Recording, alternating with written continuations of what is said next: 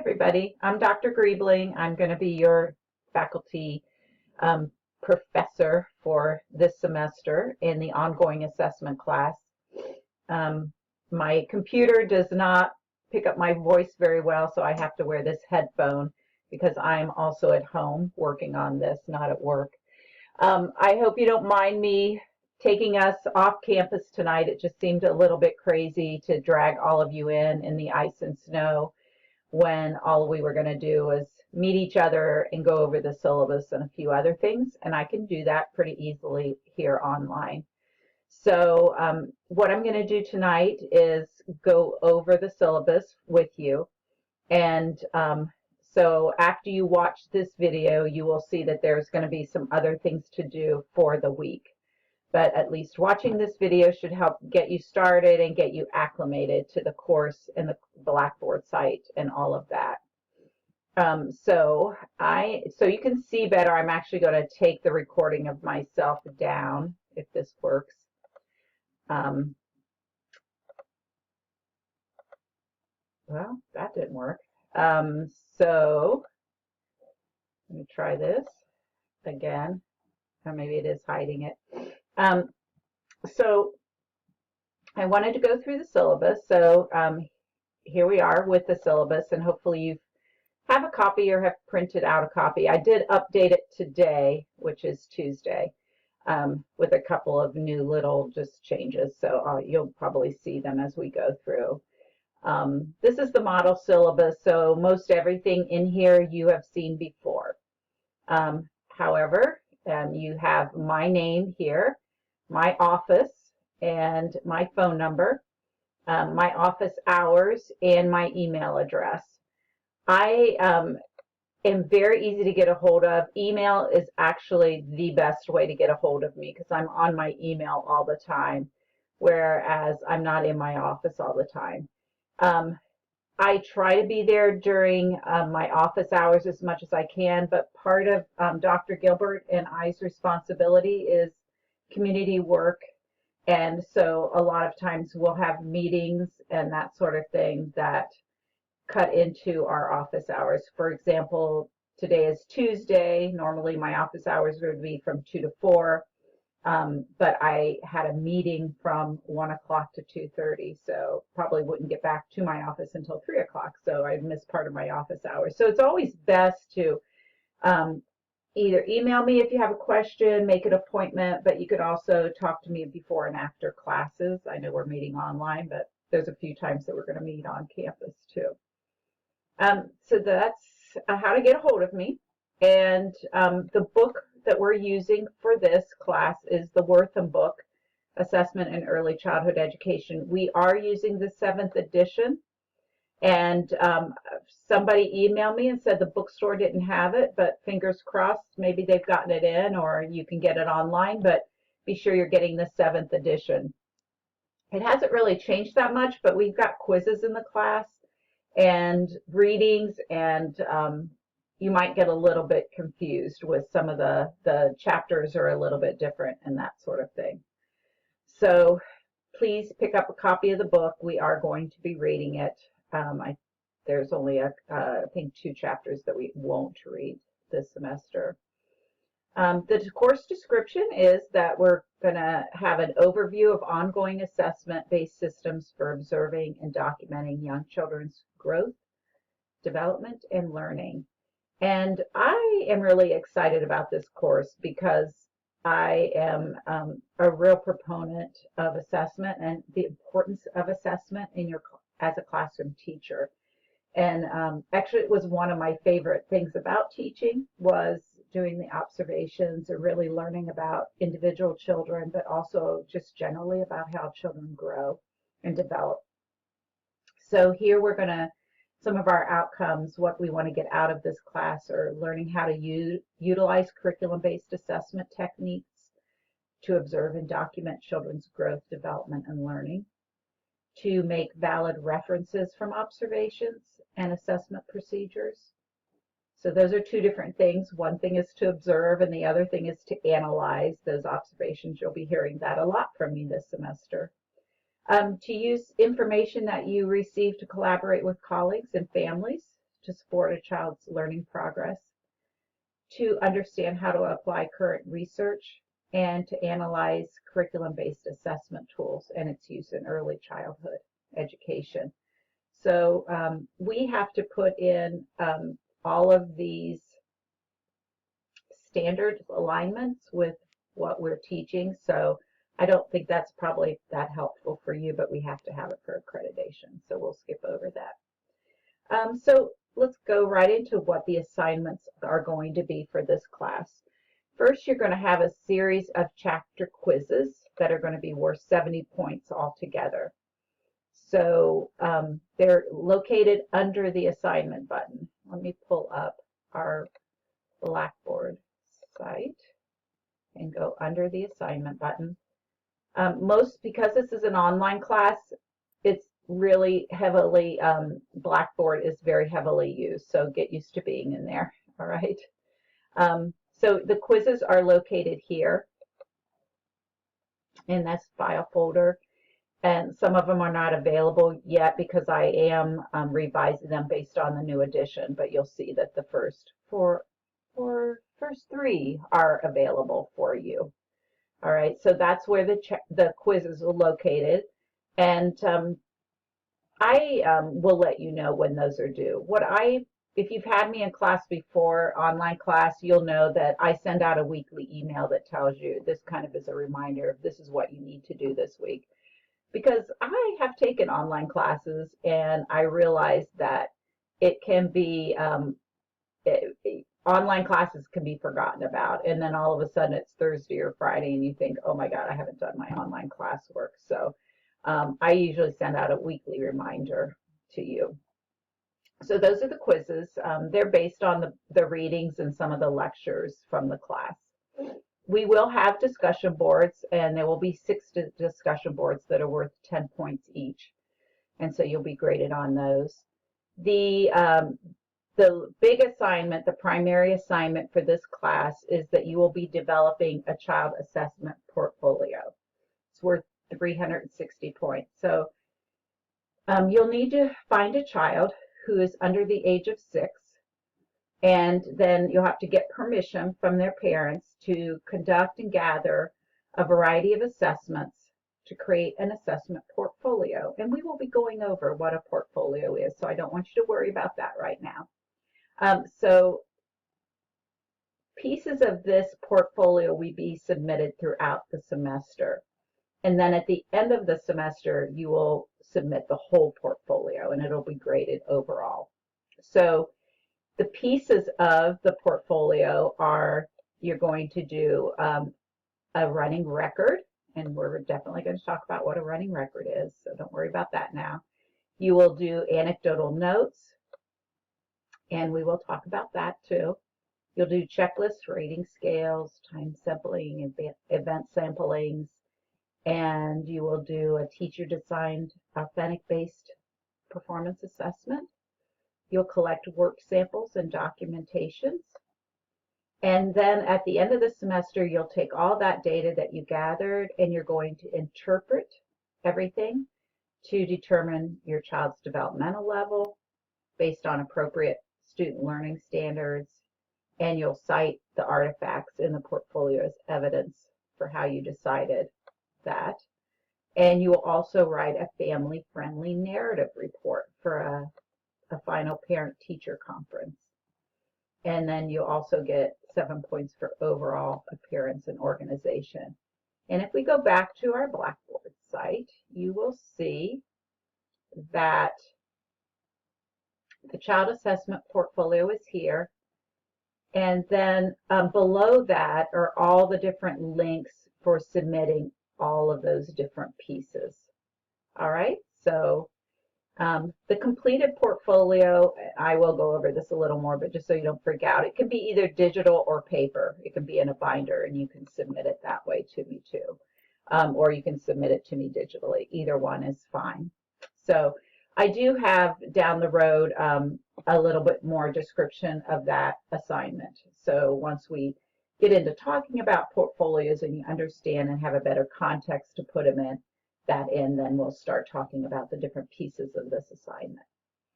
will also do a curriculum-based assessment evaluation for it. So for this, you're going to be reviewing an ongoing curriculum-based assessment tool and providing a written report and evaluation. And we have these assessment tools. Some are online and available that way, but we also have some on campus. So I'll also be talking to you about those, and you'll be signing up for one of those, and if it's available in our room 154 or not. If you're a graduate student, you'll also need to do a reflective journal.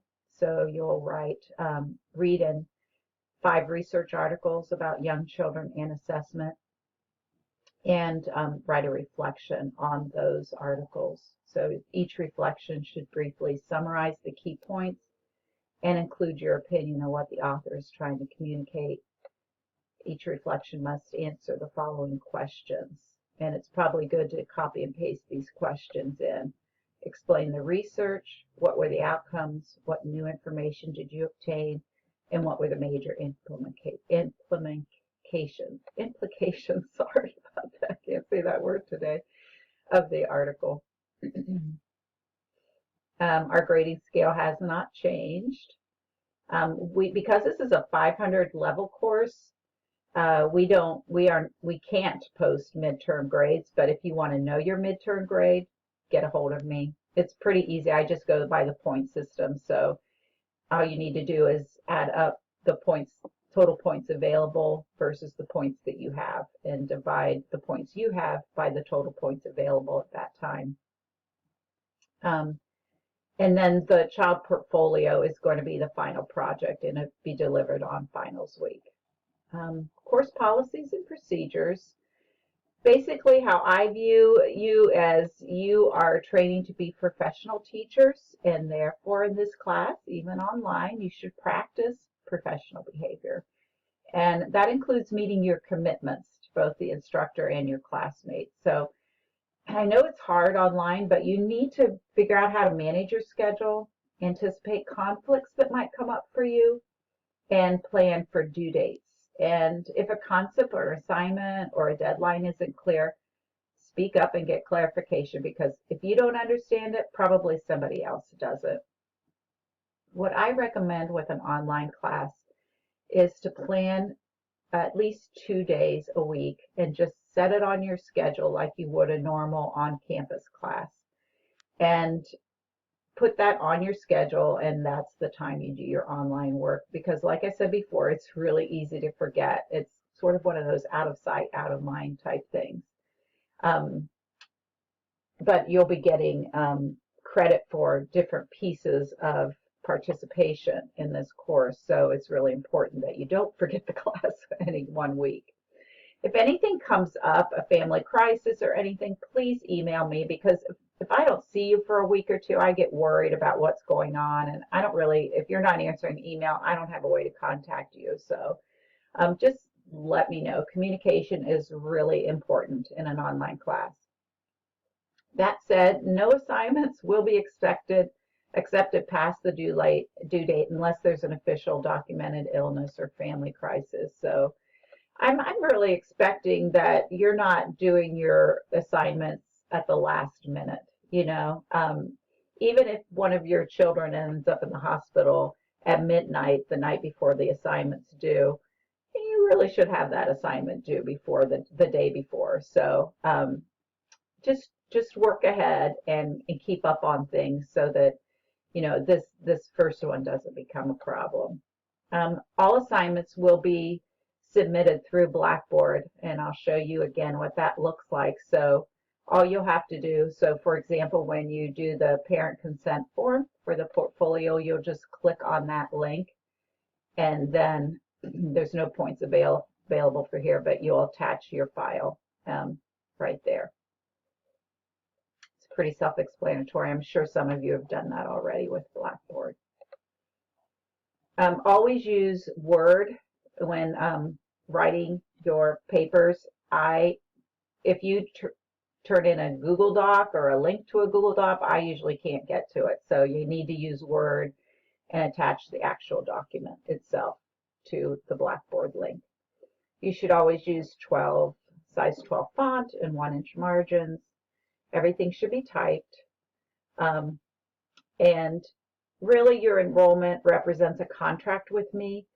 And so everything in this syllabus is what I have to hold to and what I expect you to hold to as well. I usually am pretty good about getting things back to students within a week, but sometimes things get harried, and for us too. And so if I'm going to be late getting things back to you, I will definitely let you know. I'm pretty good about answering email during the week, but I do take off some in the weekends as well. So if you email me on Saturday, I may not get back to you until Monday. Usually Sunday night I check my email, but there's a possibility I'll forget to do that. And your final grade is based on the points you receive, but also on your disposition, how much you participate in the class and all of that. So even though you'll receive points, right here, what this is saying is that I'm reserving the right to either move those grade up or down based on your participation and how well you were involved in the classroom, because I think that's really important for an online class. This section just tells you about what's expected the time-wise for this class. So I'll let you read that and go through it. And the bibliography. And let's look now at the tentative course schedule. And it is tentative because I'm doing some new things in this class that I haven't done before. And so I'm actually only up to week 7. And you'll see, let's see, I'm done through week 7. So here I've highlighted this in pink because that's telling me that that's where I ended. And I'll explain what I'm talking about here. So let's look at this first week of class that we were going to meet on campus, but now we're not. We're meeting online. And here I am going over the syllabus. And so once you've watched this video, you'll have that piece completed. One thing that you need to do is read the article, The Kentucky Continuous Assessment. And let me show you on our Blackboard site. If you go under Weekly Content button, that is where every week's information is. So if I go in, this is week 1, so I'm going under week 1. And you'll see that the continuous assessment article is right here. And all you have to do is click on it. And actually the historical overview is in a different place, but this is a handout that you can use for it. And this is also where I will provide a link to this video. So then you'll notice that if it says Blackboard BB, it's on our Blackboard site in that weekly folder. But then you'll notice that there's some other things called Edpuzzle. And so this is content that's outside of our Blackboard site. And I sent you an email a little bit earlier today that gave you a link to our Edpuzzle and site and asked you to go in and create an account, make sure you can get in there. So let's look at that. And this is our Edpuzzle class, and what I've done is uploaded, and I will continue uploading a group of presentations. And I really like this because it allows us to be interactive in our class. So, for example, you'll see that this week we are watching the Edpuzzle Historical Overview.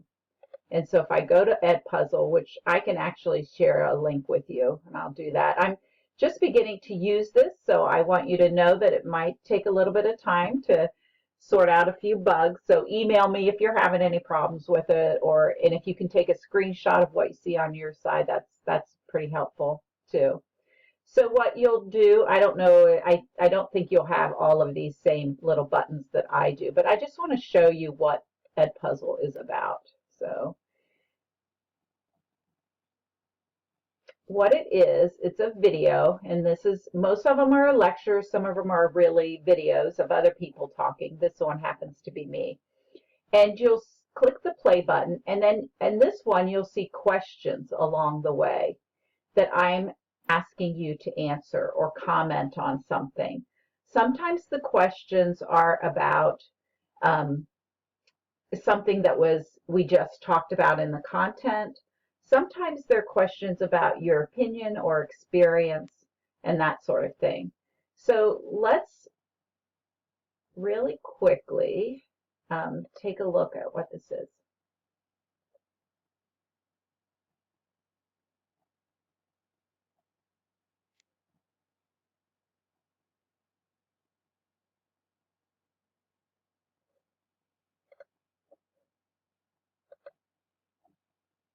For some reason, it's not catching up picture-wise. So what you'll do is you'll click and you'll listen. And then when you get to one of these,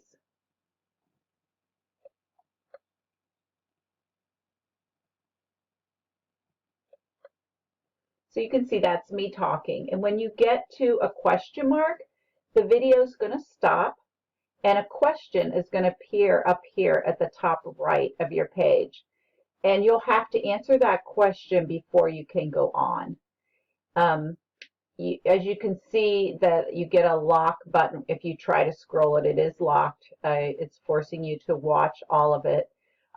In our Blackboard site, I will always post a handout that goes with your video so that you can take notes on it.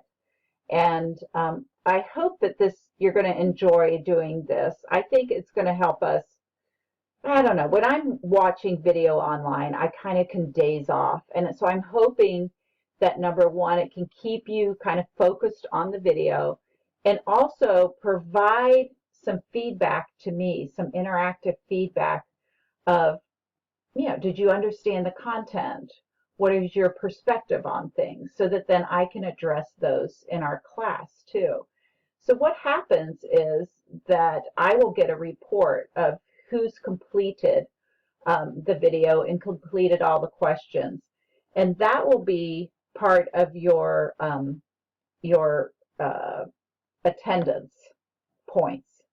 Now, I haven't assigned points for this yet because it is new for me and new for you, and I want to be fair when I assign the points for it.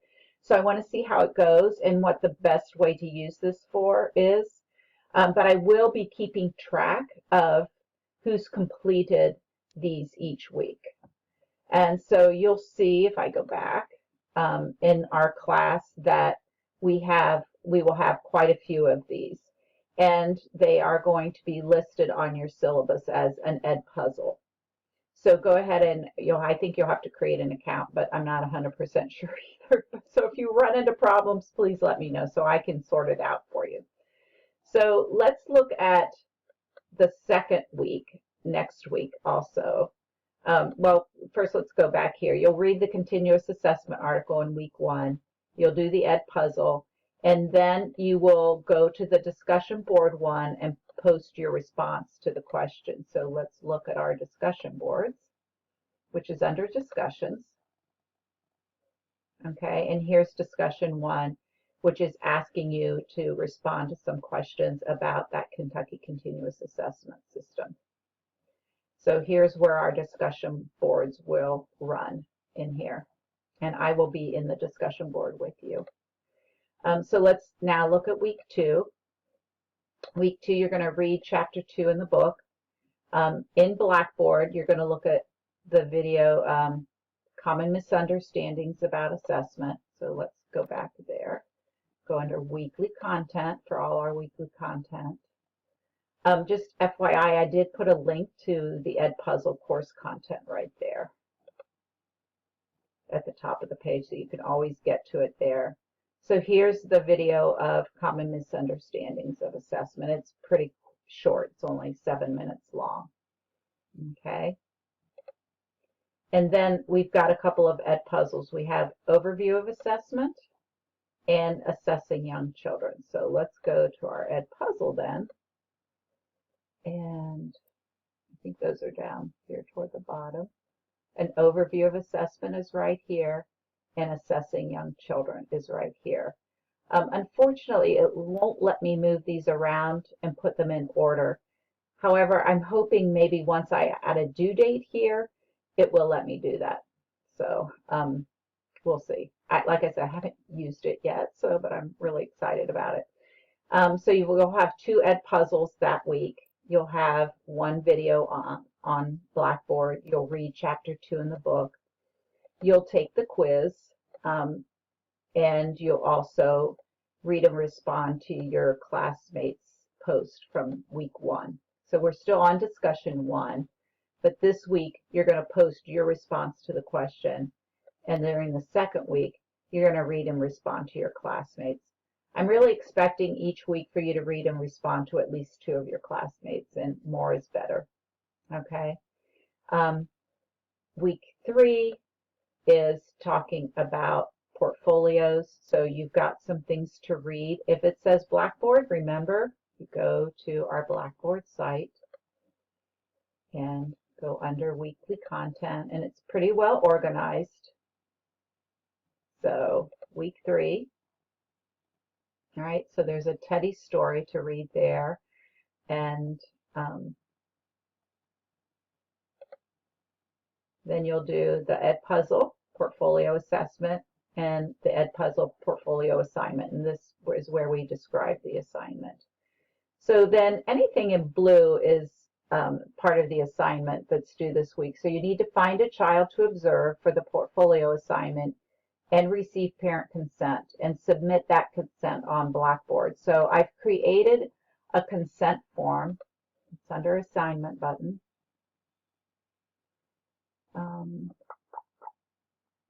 Let's see. Here it is. The Child Assessment Portfolio Permission Request. That's an awfully long name, isn't it? Let me open it up and show you what it looks like. So it just explains to families what we're doing in our class, and it's a letter from me. And at the bottom, you see, oh, I need to sign that. I'll do that and get it reposted. The parent will sign off, and I need to have that for the child that you're observing. So let's talk a little bit about the child that you'll observe. You can choose, if you're teaching in a classroom, you're of course welcome to observe a child there. If you are doing one of your placements, 397 or admissions, you can get permission to observe a child there, and we only want 1 child throughout the semester. You can use a friend's child. You can use a niece, a nephew. I don't want you to use your own child because I think that it's really hard to be unbiased with your own child. So if 2 people in a class have children and you can get together and let them play together and observe each other's child, that's fine with me.